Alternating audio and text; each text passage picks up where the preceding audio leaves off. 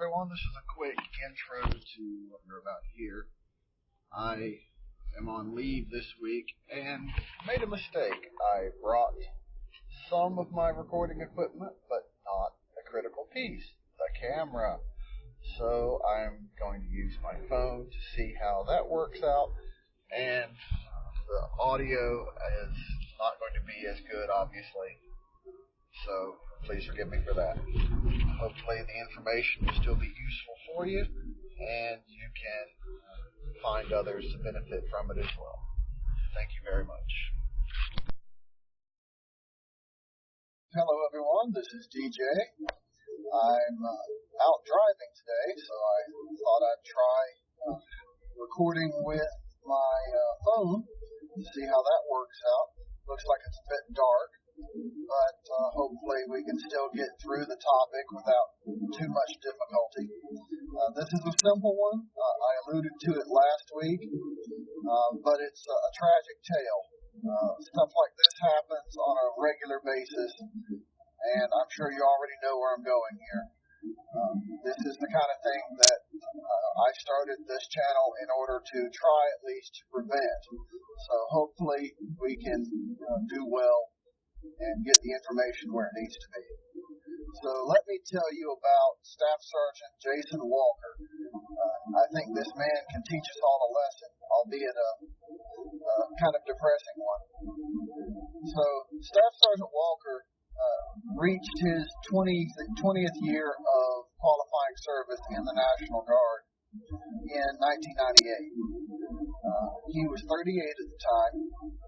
He received a 20-year letter a couple of months later, and since he was single, he chose not to do anything about the survivor benefit plan, the reserve component survivor benefit plan, and it just went to the, as I call it, the by-law default election after a 90-day period.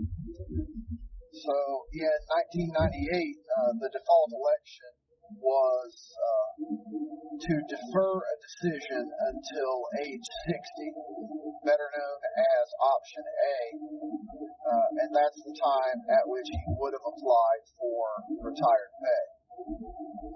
So, in 2009, Staff Sergeant Walker, who's now a gray area retiree, married 42-year-old Amy Struthers. He registered his new bride in the DEERS database and got her a military ID card.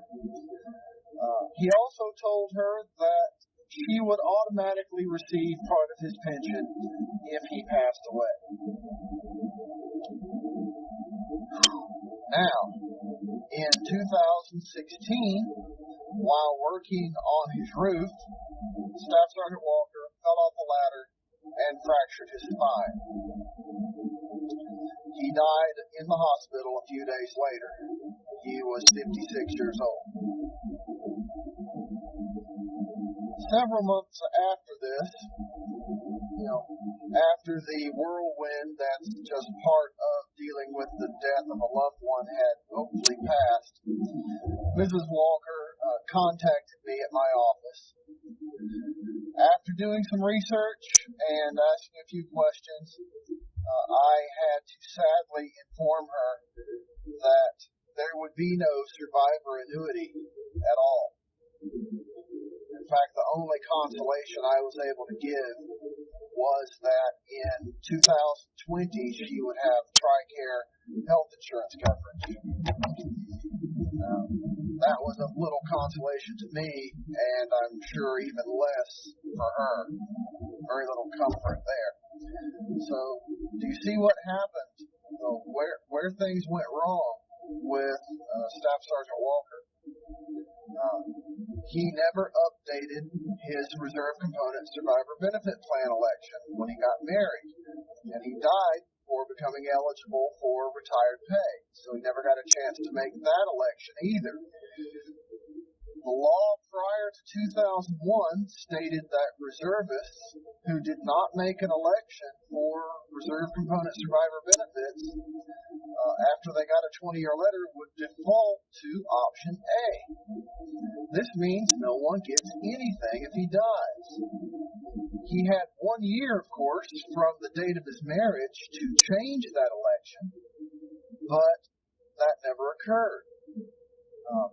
In fact, when I spoke with Mrs. Walker about this, just like he had said about his pension, he thought such things were automatic, or that all he had to do was register her in DEERS, the ID card database, and get her a card. That he thought that everything was good to go at that point.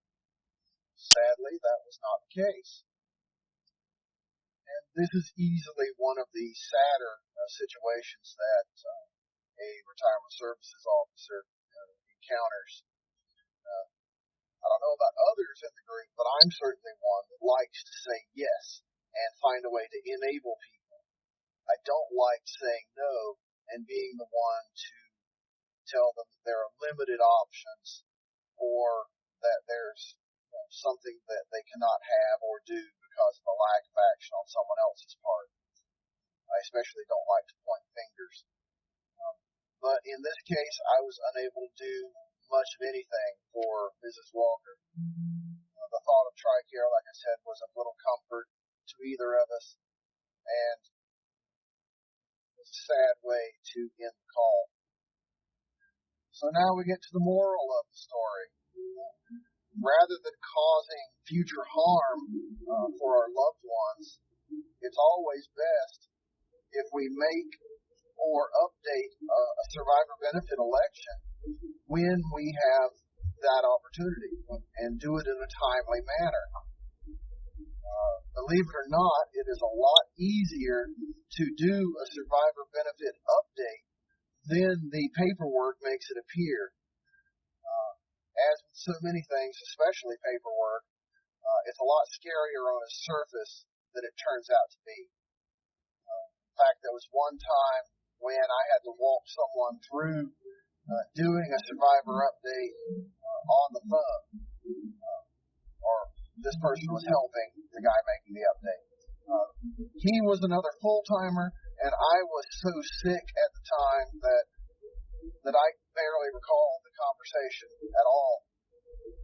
But apparently I was able to walk him through it, and as he told me, when we got to the end, after him thinking that this would be so difficult, when he finally got to the end, he said, "That's it?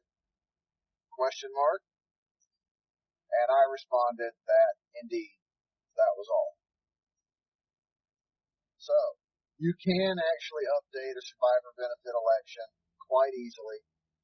It's one piece of paper, and, well, if you do front and back, and then all you have to do is add whatever supporting documents are needed for it. So in this case, to do an update, you use Department of Defense Form 2656-6. So 2656-6. And I'll put a link to that in the references at the bottom of the page for the show notes. Using Staff Sergeant Walker as an example, here is an idea of exactly what it takes to do the election. It's 20 questions. Not the game. It's actually 20 questions that need to be answered. And most of them are as simple as, who are you? Where do you live? What's your phone number? Why are you making the change? Because you're getting married, of course. Who's the new bride? What's her name? What are her particulars? And how do you want your new plan to be? Sign it. Done. It's really not hard at all. In fact, I prefer to have all of this done before the people ever even show up. I'll normally ask most of those questions before someone even shows up to talk to me, if I know they're coming, of course. And then we just talk about the survivor benefit plan and have them sign it, and I'll sign as a witness, and it's all done. Nice and easy. So, like I said, you have 21 questions or 20 questions. If there's not a certified survivor benefits counselor around, then you add one more. That's for a notary, and that's not hard either. I'm usually not one to talk about paperwork in any sort of positive light, especially forms. But in this case, I actually will say a few good things.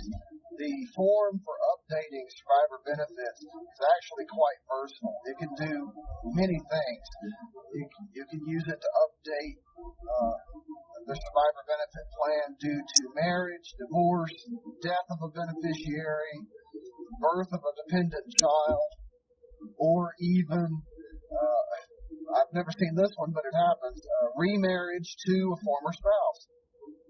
So, and all you have to do is that one piece of paper and then add the supporting documents, and you're done.